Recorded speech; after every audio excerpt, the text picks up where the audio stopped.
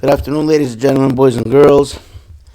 We're going to learn the Maimer that the Rebbe said exactly 40 years ago on the Shabbos of Mevorchim Sivan, just like this upcoming Shabbos. Mevorchim Sivan wasn't the same day of the month like it is now, and we don't usually say this, but since we're going to see that Rebbe said something like this, it's a phenomenal Maimer, fundamental Maimer.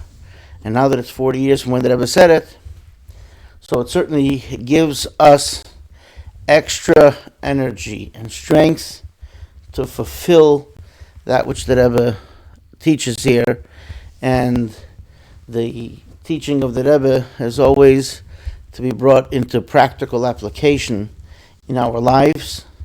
And here the Rebbe says it in as many words.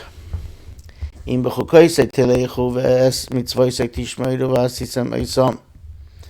So the parsha, this week we have a combined parsha of Eem Bechukosai and the beginning of the middle part, which is the last parsha in Chumash Vayikra, is Bechukosai, and he begins with that verse.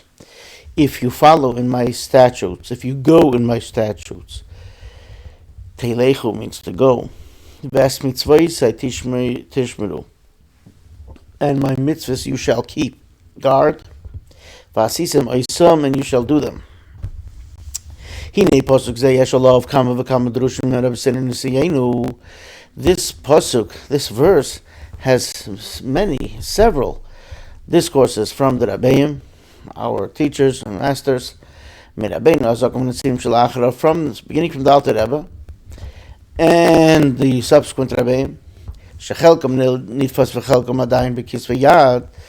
Many of them have been published. The Rebbe is saying this in 1985. Since then, even many more were published. There's also a Maimer on this pasuk from the Mittler Rebbe, the son of the Alter Rebbe.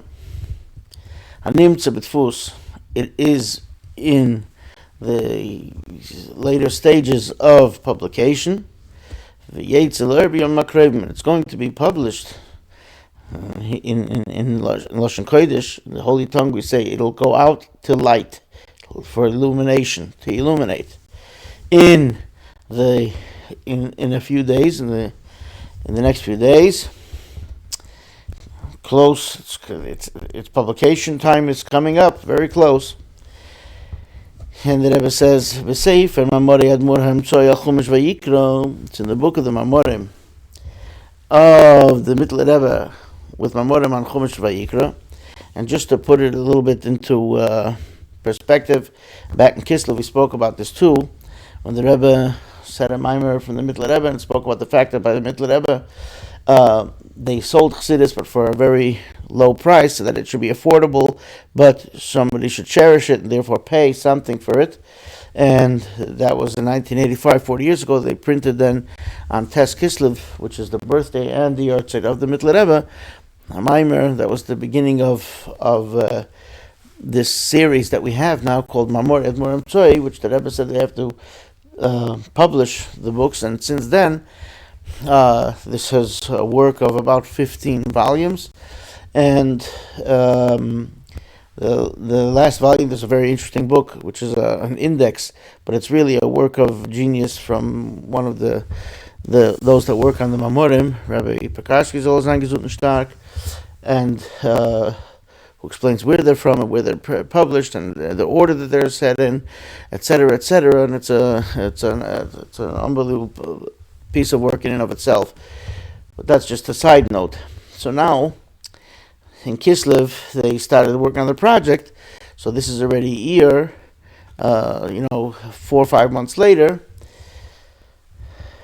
and the book has already went to print, and the Rebbe is speaking about this Maimer. So, getting back to, and when something is new, so the Rebbe is talking about it. Now, the Rebbe explains, the Lifnei Zeh Kvar Nitfusu Mamori Ad Muram Tzoi Al Chumash Bereishis Pteris Chaim Bereishis. Before that, we only had available, besides the special books that the Mittler Rebbe made, the Mamorim of the Mittler Rebbe on Bereshis were published in a book called Toras Chaim of Bereshis, which were published before. By the way, I don't have it here to open it up, but they were actually originally published in literally the handwriting of the scribe of Lubavitch, who copied them over, and we had it that way. Now they're already elucidated properly with references in the one you buy it now, the newer versions. Then the Rebbe says, Mamorav al Chumash Shmeis. His Mamorim on the book of Shmeis were printed in our generation, because the Rebbe reprinted the Toras Chaim of Bereshis that was still printed in the old country by someone else. Was printing chassidus, but then the Rebbe had it done on Shmeis, but also the mimeograph of this person, this scribe's handwriting. And now that I've said, and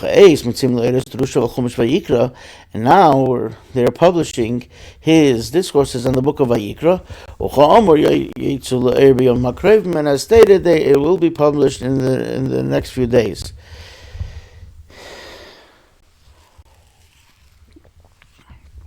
And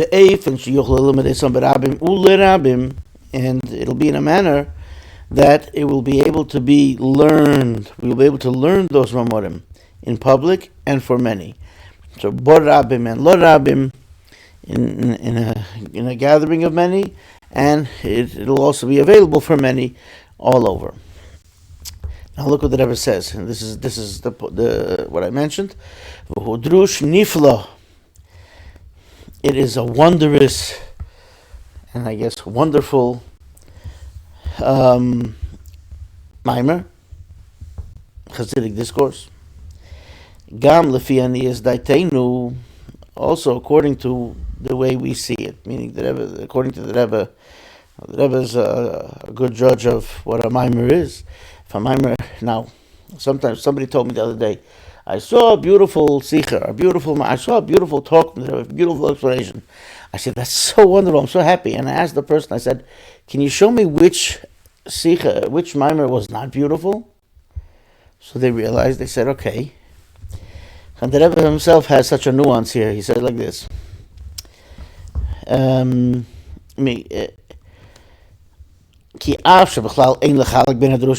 Rebbe says clearly, in generally speaking, you can't make a difference between amongst the Mamorim, amongst the discourses. To say which one is phenomenal and which one is not.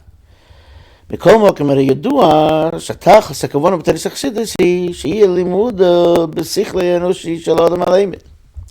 Rebbe says, nevertheless, it's known that the ultimate purpose and goal of the learning chassidus is that you should understand it in your mind.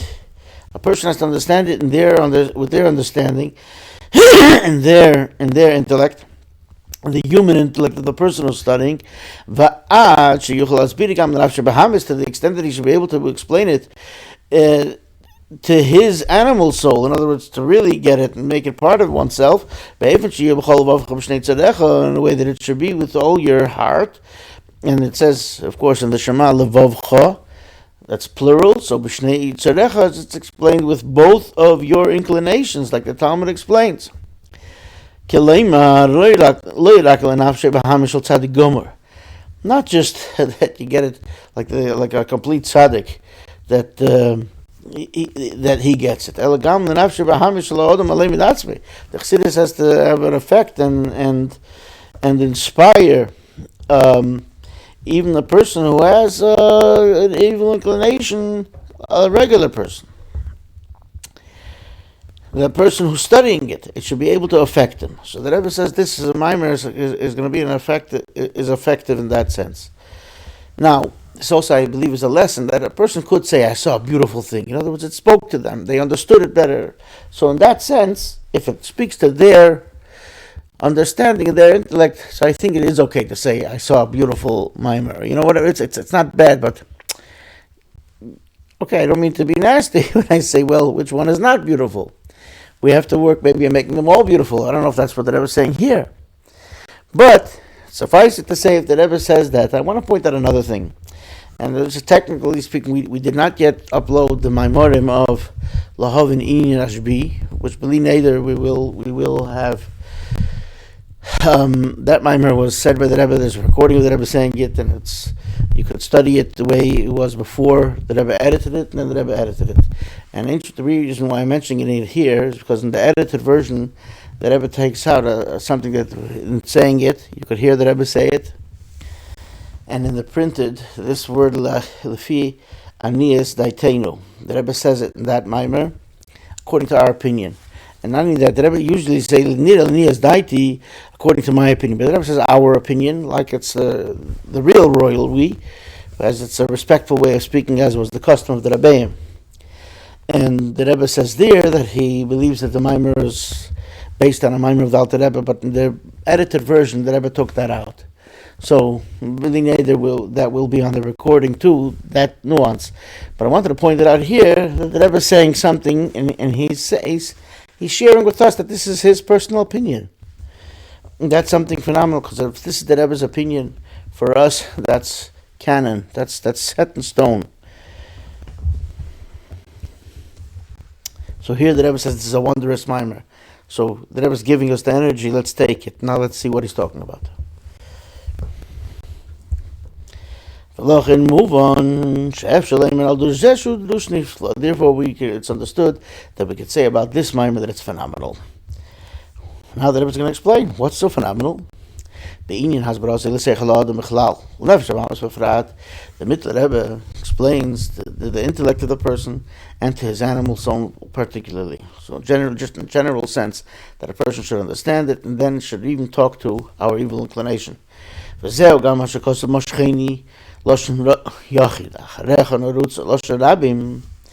verse in the Song of Songs, in the first chapter, it says, "Draw me after you, moshcheni," but that means me in the singular tense.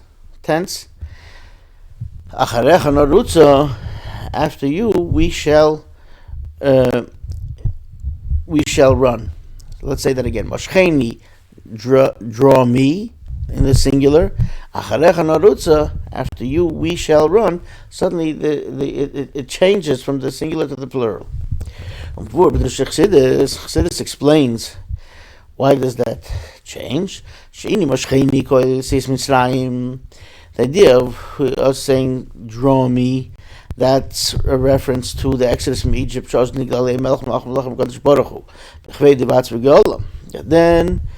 the King of Kings, the Holy One, blessed be He, in His glory Himself, appeared to them and redeemed them. The since this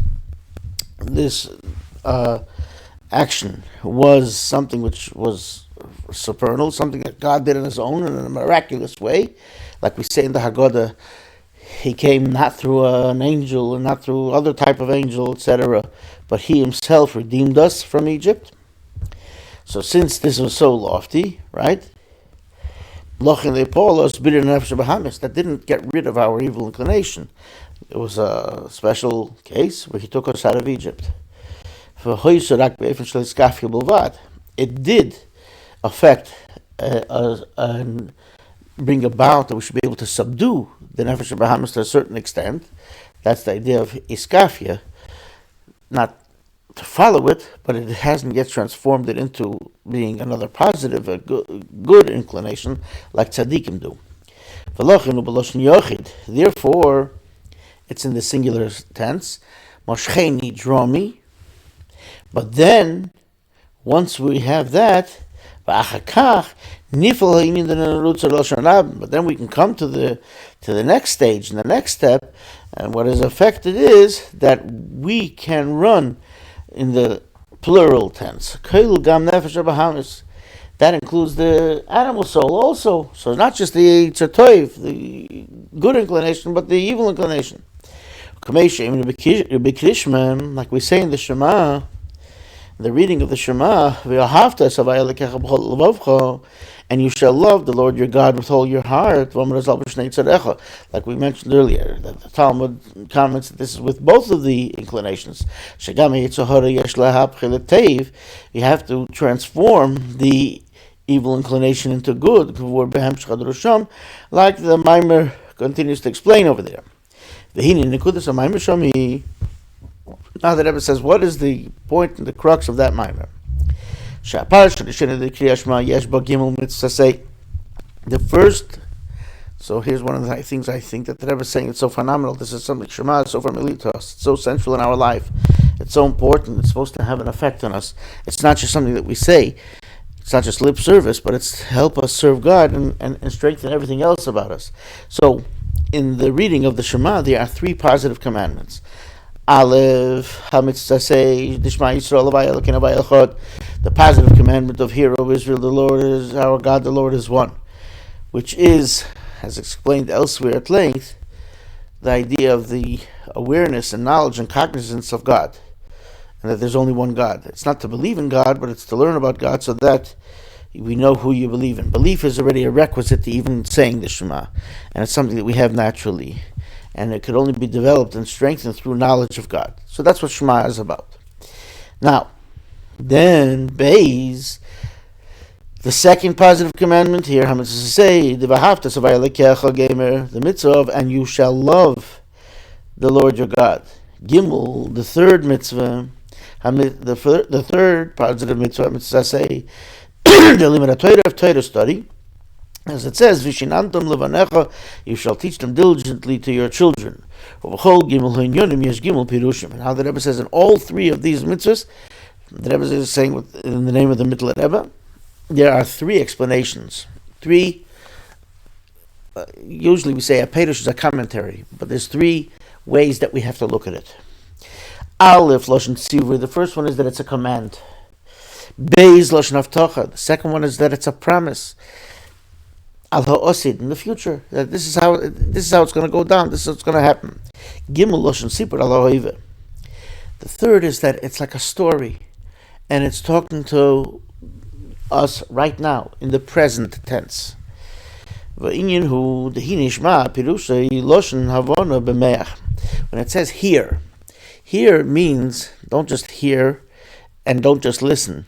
But it should become part of you. When you hear it, it pops, it drops into your head.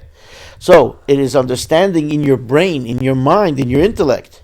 Hainu inyan ha'isbonenus. That means it's the idea of contemplation. And on this it says, Hear, O Israel. Get out the yellow highlighters, please. Shebekol echad v'achas miYisrael, every single individual Israelite. Gam mi shechoto, including one who sinned. Everyone thinks, we feel like we're down, and we haven't been like we should, and it has a snowball effect. It says, hey, get a grip. Hear, O Israel, listen. Ki afal b'shechat Yisrael, who even somebody who sinned is still an Israelite. Like it says in the Gemara in Sanhedrin. Tzorich, every person, every Jew, tzorich lishmeil isbein in shavai lekein havai echad. He has to contemplate that the Lord is our God, the Lord is one. Pirush havai lekeinu. What does it mean? God, our God. Kimuva bidrush chassidus. Ala perish Shulchan Aruch, like Chassidus explains, that which the Shulchan Aruch explains, what you have to have in mind when you say, Hear, O Israel, the Lord is our God, the Lord is one. Shahavaya hu kecheinu v'chayisenu. God is our strength and our life source. Hainu kecheinu v'chayisenu shel Yisrael, the strength and the life source of Israel. Le'ed el shezeh nimshach kach be'elam. Not only that, but it gets drawn into the world. In other words, not just the one who's saying it, but everything is part of God. Shavai echad, that God is echad. Echad means one. Echad, the echad hu Rosh Tevis. The word echad stands for. In English, we usually say that means an acronym, but here it's a little bit different. It's an acrostic of and therefore I believe that's how we would translate that. Haches Reimes lezayin rekiim v'oretz. So the ches of the word echad equals 8, so that alludes to the 7 heavens and earth. So that's 8. That's the ches. V'hadalid reimes ledal ruch ze'elam. The dalid alludes to the 4 directions on in the world. Now, of course, the aleph or b'chulam nimshach aleph, and into all of that, the aleph is drawn down. What is aleph? Aleph stands for shehu aluf shel olam. The aluf, the English word aluf comes from this. Aluf also means a general. It means the one that's above everything, meaning God here, and that is drawn into everything. Zehu inyan havaya echad. This is the idea that God is one. Achdas Hashem be'elam, meaning that God is part of everything. It's the oneness of God in the world. It's part of everything. God is everything, the source and that which keeps it going. Yichud zehu yichud ilah. And this idea that everything is part of God, the creation, that's called the supernal way of the union, understanding that everything is part and parcel of God. Because God is the primary, and then He created, and we realize that is God's world that He created. But then it comes into the nitty-gritty, what's called the lower union, the lower way, because ultimately we are on this earth, and we live in brick homes, and we deal with physical things. So we have to contemplate, and then we can then get up to that level of realizing what the primary is of godliness. So Yehuda Tato, then we say, that's what we say afterwards. Blessed is the name of the glory of God's kingdom forever. La'olam voed. But la'olam voed, when we say it's forever and eternal, in Hebrew it's la'olam, into the world, voed, in a way of permanence. And it doesn't have a proper translation, but that's the nuance here. That this drawing down of the God, unity of God is eternal. That's why you use the word eternal, because that is in space and in time. So that the tevas voed he oisius echad b'chiluch ve'asven kenoida. The word voed also is the same as the word echad. If you are there are several systems that letters are interchangeable with each other, and I'm not going to get into all the systems now. There are famous ones and less famous ones that you do the first letter and the last letter of the alphabet interchange, or the first and the eighth and the second and the ninth, etc. Keep going like that. There are many ways that it's interchangeable. So in these methods, so here the Rebbe explains how this one works. As is known, Pirush Aleph Nechlach B'Vav. Here the Aleph is interchangeable with the Vav. So the Aleph of Echad now becomes the Vav of Voed. Then obviously the Ches becomes the Ayin.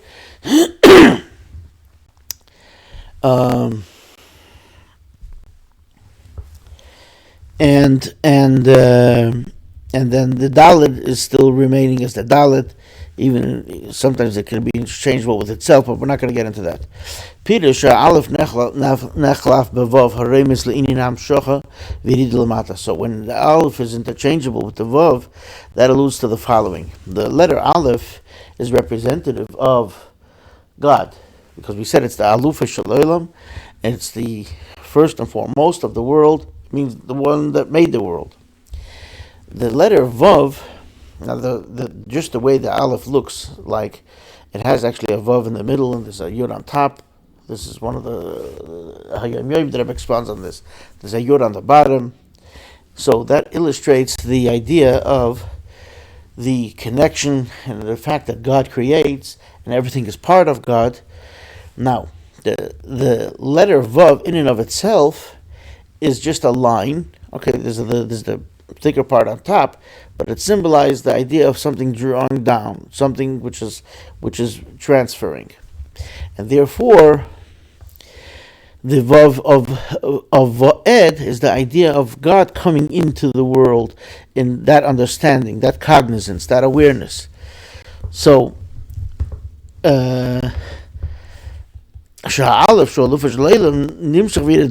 the Aleph, which is the primary of the world, is drawn down and descends to the lowest realms.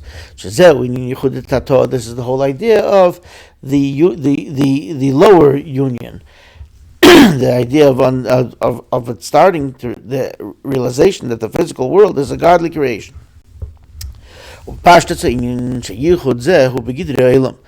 And in simpler stated, this union is in the realm of the world. The realms and the limitations of time and space. This is what Vo'ed, the eternal, means in its simplest way. It means Geder Hazman, Hagbolas Hazman, the realm of time and the limitation of time. And generally speaking, when it says Lo'ilam Vo'ed, in the world forever and eternally, that's something that illustrates something which is drawn down to the lowest realm, and that's how strong it is. For this reason, when you say the first verse of Hero is the Lord of God, the Lord is one, it doesn't mention the world. It doesn't mention that there's a creation. It's only alluded to because we're the one who's saying it, and there's a relationship with God. But it's only in a hint, and it's hidden. But what's revealed in the verse? That God is one, the unity of God, the fact that God is the one and only. That's the idea of the supernal union. That's in what really exists. The true existence is God. But in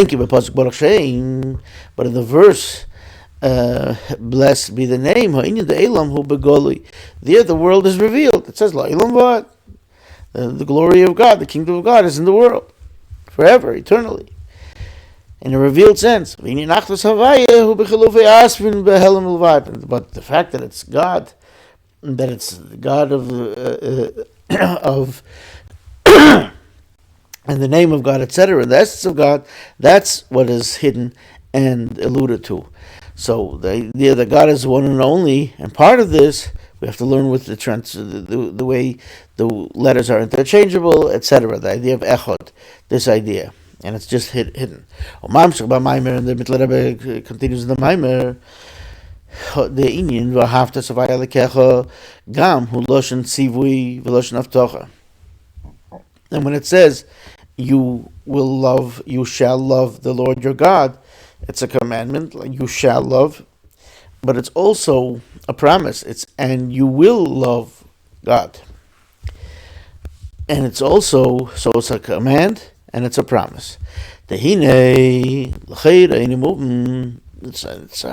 not understood. Kiddush Shaila was a famous question. How could you command somebody to love? Either you love them or you don't. I can't say, well, now you love them. How could we command someone to have a feeling in their heart? Therefore, it's explained, and this is a well-known idea in Chassidus, and a well-known issue. Shatzivi, what's the command? Hu al hizboninus b'dvarim mevinis. It's the command is to contemplate in things that will bring about love.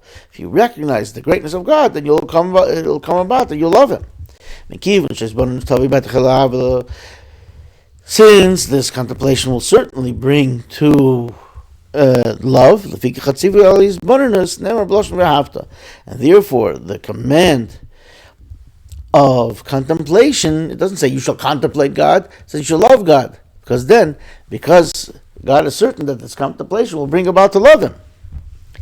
The Mittler Rebbe explains, really, come to think of it, it's not and you shall love, it says and you will love. So it's not really, when you say, it'll mean that you'll come about doing this. You will love God. So the Mittler Rebbe points that out. Linguistically, it says v'ahavta.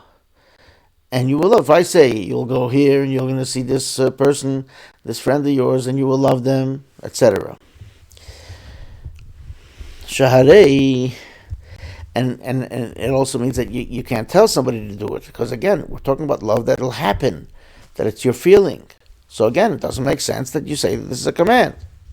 So I think this means linguistically and emotionally. Shaharei ha'ava hi b'teva ha'adam. Love is something which is in the nature of a person. Like there's another verse which says in Deuteronomy that you'll result in to love the Lord your God because He is your life source. So it's explaining what's going to happen.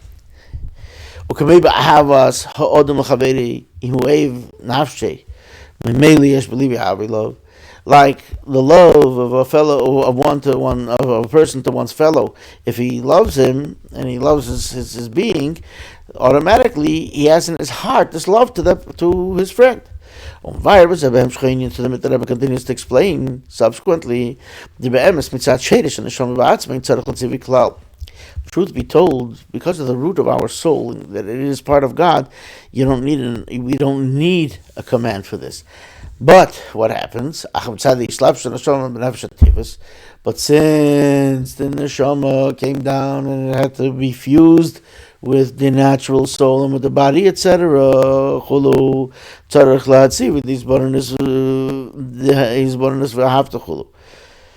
therefore, it needs the commandment of the contemplation that you will love. And like it says, with all your heart, with both of your inclinations.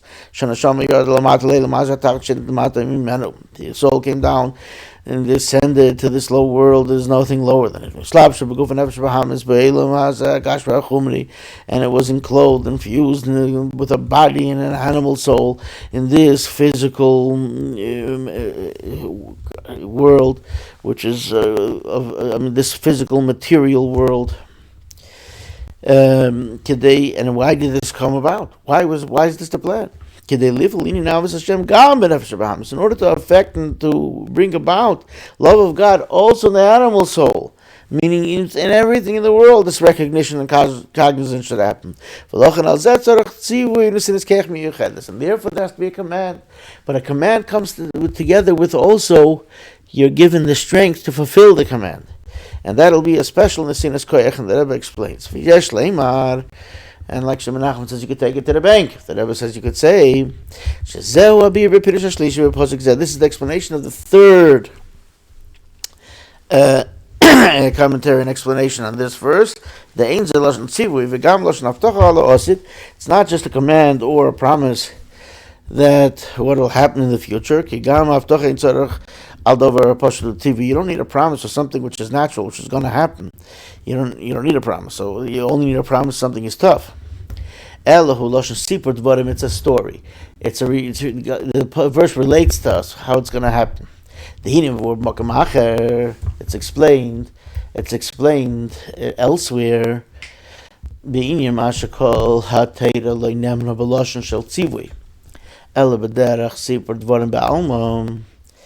Alter Rebbe already explains this. It's an interesting thing. The whole Torah, you say this is a law book. You ever open up a law book? Open up any state's law book. Open up, you'll see there's a number, there's a sub number, and a letter, and this, and it says, don't put this. This is just a very dry thing. Our Torah is not like that. The Torah is not related to us, not said in terms of commandment. It's only told to us like a story. Something is being told. Just a plain thing is being related. And here, one of the references here is that the Ramban discusses that in his introduction to his commentary on the Torah. The L'chayra Mekivan Shatayra Inyana Hu Heira Yis Livnei Yisrael, since the Torah also is a lesson on how to live our life to the children of Israel. It should really have been written like one big commandment. Be like this, be menschlich, be this, all the things that we learn out, right?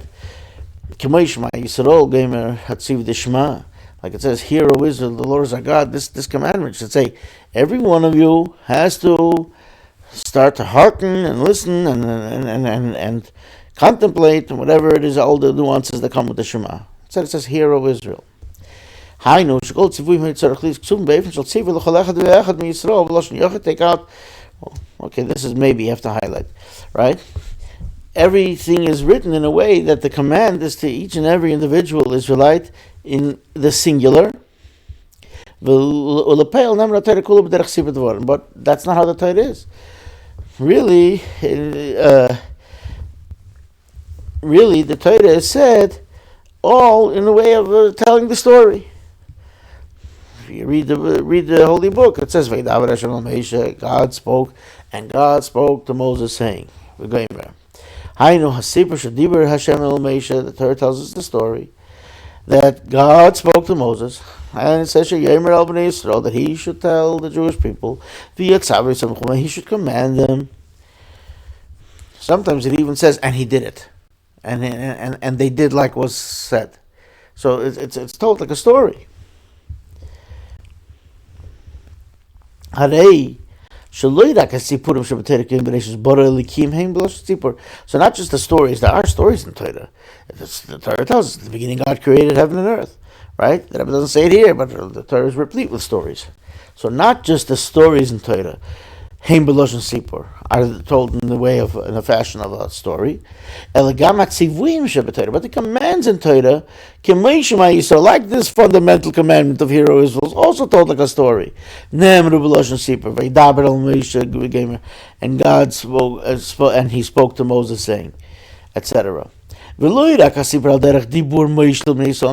the things that it says that Moses had to speak to the Jewish people, to the children of Israel. The way that the Holy One, blessed be He, commanded Moses is also told to us like a story. So what's this all about? Why is it this way? Because we have a soul that's already connected with the essence of our soul, which is an actual part of God from above. Actually, so it's a part and parcel of God that we have in the soul.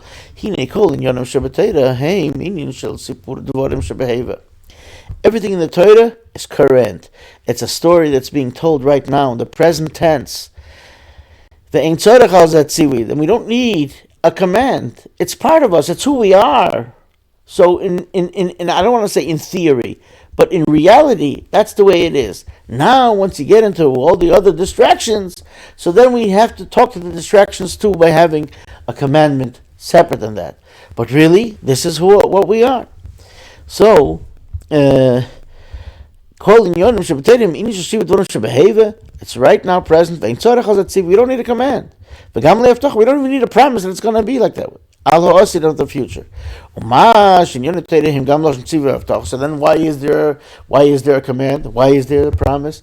That's because, like we mentioned earlier, because ultimately the soul left the supernal realms and descended down here, down to the lowest realm, and it was enclosed and fused in the body, which is in this lowly world. In order that it should be able to affect, transform the animal soul and the body. For this we need a command and a promise. That means that all these three ways of looking at it, the explanations of each part, that it's a story, that it's a promise, and it's a command. All three of them are what gives us the strength and it gives us the power and the energy to fulfill this. To be able, they have the capability and the ability to affect the animal soul and the body. Who mitzad etzam neshama meisav kech ve'idut, when it's like a story, and that's the way it is because of the essence of our soul. We're in the story. We're part of the story, and the essence of the soul that adds and invigorates and strengthens in the process of the hard work and toil that the neshama has to do with the animal soul in the body. The story, which that's the way it is, because of the essence of the soul, so that it increases strength and vigor with what the hard work that the neshama has to do with the animal soul in the body. And the promise of the Torah, which the Talmud says, and if you toil and work hard, you will be successful. Yesh bonus that also gives us the strength to overcome. So the Rebbe says, if we have the strength, it will be work, but we're able to do it. The Rebbe says in many places that the mere fact that somebody is challenged and feels that something is tough is proof that, number one, that's the work that you have cut out for you, and number two, that you can do it, even if it takes hard work. The command in and of itself is also giving you strength. The idea of a command, the word commandment in Hebrew has the connotation of connection. Like we say in Hebrew, there's a staff or a faculty, they're all connected in one place. So that's the idea of a connection. Chodavke al Yidei, there's a little typo here, so it's missing the what we call Genzen al Fislach, the footprint of the goose, called like, it looks like the quotation mark, right? That has to be in between. Chodavke al Yidei hatzivui, through the command. The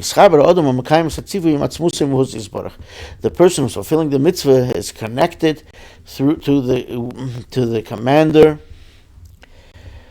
with the essence and the makeup of what God is, through the command, through the fulfillment of the commandment. But the fact that it is a commandment, then a person fulfilling it is then connected to the one who commands. This is the verse of our parsha, that if you go in my statutes and fulfill my commandments and do them, and this verse, this verse now hints at this order of serving God that we mentioned. It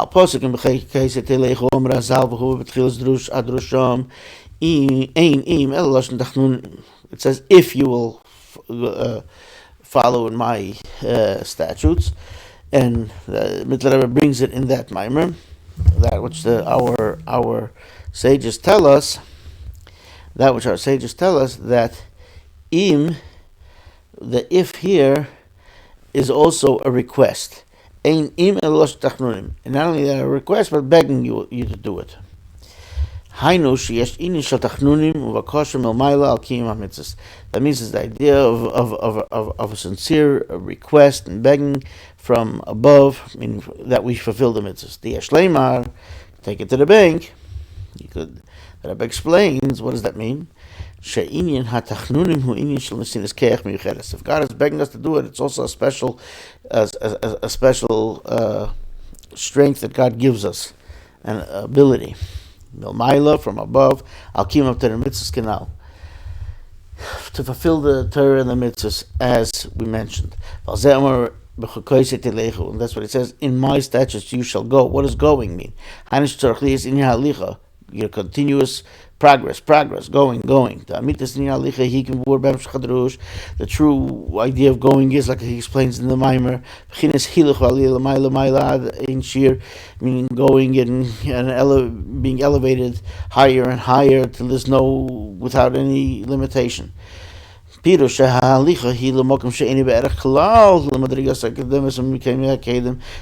to a place which is not at all in relation to the previous level, and the place where you were before. You could really continue to grow and grow and grow. If it would be in relation, there's not going, you didn't change places. Here, going means to move, to leave point A and get to point B, etc. Because you didn't leave your previous place. How do you do this? That comes from the love with all your might. Higher than any limitation. Therefore it says, you go my statutes. Bechukosai, my statutes, the plural,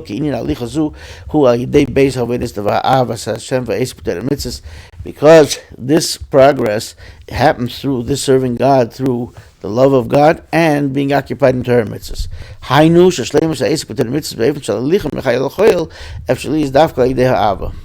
The ultimate of being occupied in Torah mitzvahs and doing it how it's supposed to be, in a way that you're going to go and grow, continuous progress, going from strength to strength, that is specifically through the love of God. If you love God, then you can just keep on going. You become the energizer.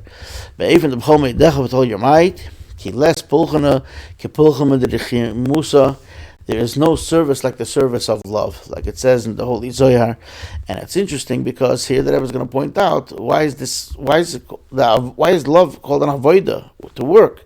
It should be something pleasurable. That's where the Rebbe speaks about that. Why is love called something which means work, hard work, and toil? It's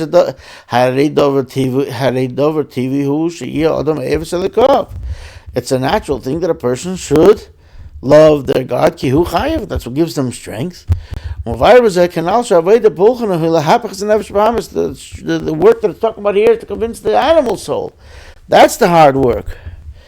To transform the animal soul. The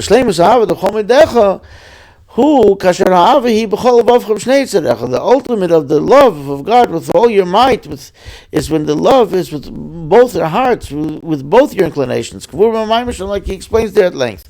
That's why it's also, the word my statutes also comes, it has the same term as engraving, becoming part of something. This has to be ingrained deeply in one's soul. Engraved and ingrained. We have to be in a way of self-sacrifice, of total devotion, with all the might. That's how you'll be able to get to this level. It's with the love of God. Here the Rebbe says, this idea of the elevation of an unlimited progress, which happens through the transformation of the animal soul to good. The Rebbe explains subsequently in the Maimer over there, here the Rebbe brings out one more point here in this Maimer, that through the refinement of the light of the energy, the light of Tohu, that was the world the way it is prior to the world of what we're in Tikkun, which everything is then in organization. The world of Tohu is chaos, but because there's too much light that's not able to have containment, and therefore the vessels break. They're not able to handle it, and then God recreates in a way of Tikkun. But there's something good about the phenomenal great bursts of energy of the chaotic world of Tohu. So therefore he explains the Maimer, this is through the refinement of the great vast light of Tohu, which fell off of their level, this lofty level, because the vessels couldn't contain it, and that's those sparks that we have to refine here. But we have that energy, even though in the world of Tikkun everything is organized, but then it's less light. So here he says you have to have both. And that's something which is tough. So it says the says something which fell down from its level, went somewhere else is considered dead. But but through the refinement of the sparks of the chaotic world of Tohu, then you're able to get that energy too. That vast energy. So we have to increase that. The Rebbe sometimes use that point of take light, the energy of Tohu, and put it into Tikkun. That's the extra mile, that extra energy. Because of his mitzvahs tishmeru. That's why it says in the subsequently in the verse, and you will keep guard my mitzvahs. Shapirish es mitzvahs tishmeru lishmer sa mitzvahs. My mitzvahs you shall keep means to guard them. Hain lishmer sa oir hanim shel mitzvahs, to guard this light that comes into the mitzvah. Ha'oiris merum de toiru. That's a reference to the light of the vast light that wasn't able to be contained at the level of Tohu in the chaotic world, but nevertheless that should be guarded here in our world. And this he explains, he goes on to explain, you should make vessels to be able to contain it. In other words, be able to work it and to have it, like he explains in the Maimer there,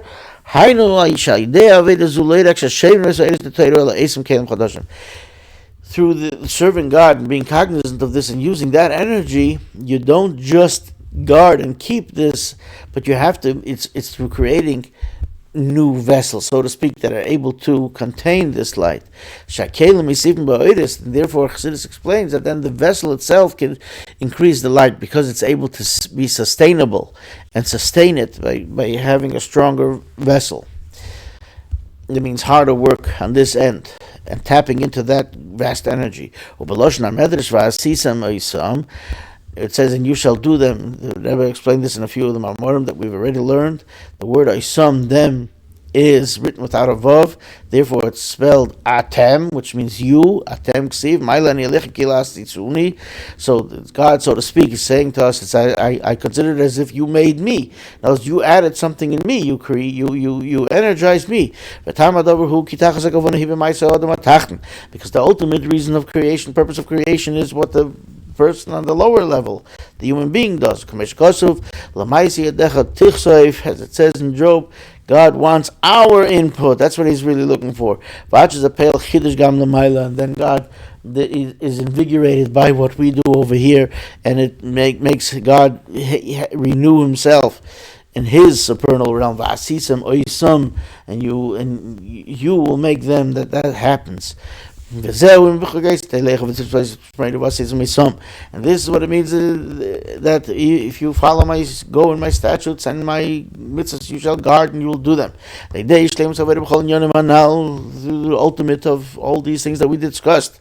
In a way of, you'll keep my statutes, and you'll go in my statutes, and you will keep my mitzvahs and do them. With all these explanations, that will bring about, will come to the fulfillment of the promise which follows. And I will give and bring peace to the earth. I'll bring you upright.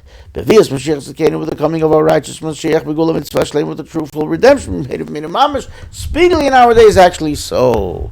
Chaim.